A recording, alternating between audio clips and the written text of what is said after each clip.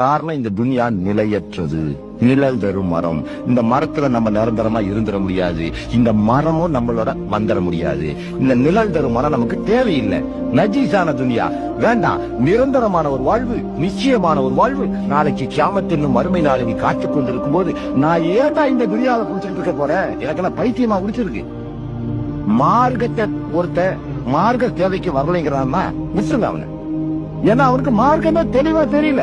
எருமாட்டு உட்காந்து நம்மளால பேசிட்டு இருக்கவே முடியாது. அவன் ஏன் போய் கன்வின்ஸ் பண்ணிட்டு இருக்கீங்க? ஷுக்கூர் அல்ஹம்துலில்லாஹ், அல்லாஹ் இவனுக்கு ஈமான குர்ஆன் அல்லாஹ்னு சொல்லி போட்டு வந்துருங்க.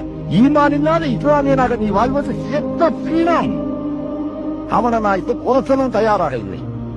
முஸ்லிம்களிடையே பிளவு உண்டாக்குபவன் என்னை சார்ந்தவன் அல்லன்னு ரசூலுல்லாஹ் சொன்னதுனால, அது மட்டுமல்ல முஸ்லிம்களிடையே உள்ள குறைகளை சுட்டி காட்டுவ திருத்துவதற்காக அத காரணம் காட்டி நம்பிக்கையாளர்கள்